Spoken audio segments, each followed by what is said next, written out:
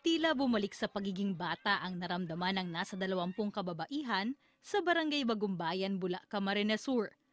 Naghabulan kasi ang mga ito sa gitna ng malakas na ulan sa open grounds ng isang paaralan sa lugar dahil nagunahan ang mga ito sa paghuli ng biik.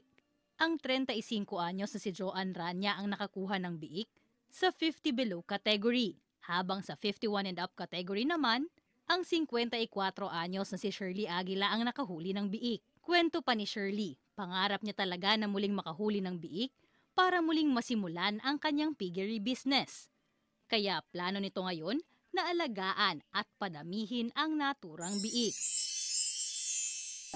Ang wedding anniversary dapat daw parang kasaysayan, laging inaalala. Why not marry them both? Kaya naman ang prenup shoot ng limang magsing-irog sa Cebu City, history-inspired. Tila Guardia Civil ang mga groom at ang mga bride naka-Filipinyana.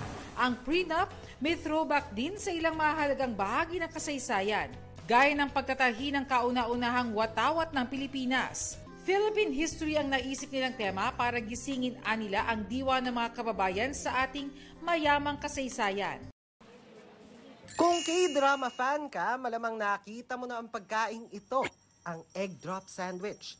Ito ang ibinebenta sa mobile store ng flight attendant na si Angel na tubong San Nicolas, Ilocos Norte. Sinimulan niya ang negosyo bilang food stall nang mawalan ng trabaho nung kasagsagan ng pandemya. Pero nakita raw ni Angel ang oportunidad sa mobile food store na mabilis maililipat-lipat.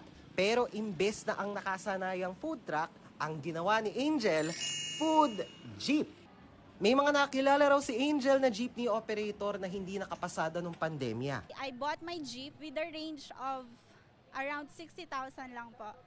Because they really need the money at that time. And then he wanted to start another business. He started his new business as well. I think it was a poultry business. We're able to help each other. Mga kapuso, patuloy na tumutok sa mga balita. Mag-subscribe sa GMA Integrated News sa YouTube. Sa mga kapuso abroad, samahan nyo kami sa GMA Pinoy TV at sa www.gmanews.tv.